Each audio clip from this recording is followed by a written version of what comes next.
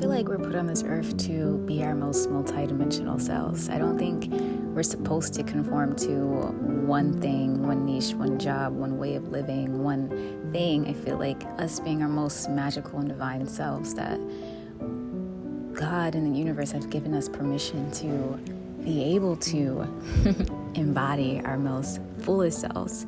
And we all have that unique something of divine messages, art, stories, skills, and so many good gifts that are instilled within us. And we've mastered skills so beautifully, naturally. We have hobbies that make us feel lit up, and that there are other humans out here that are seriously craving our unique guidance and creations and wisdom and realness. And I think it's beautiful when I see someone step out into their embodiment of being a creative force and channel without conforming to this is all, because there's so many layers.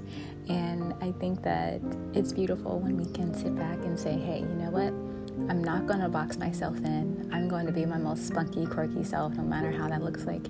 And it's time to shake shit up and be my most unapologetic self. So this is your sign to tap into your beautiful art, your stories, your skills and passions, and know that they deserve to be shared.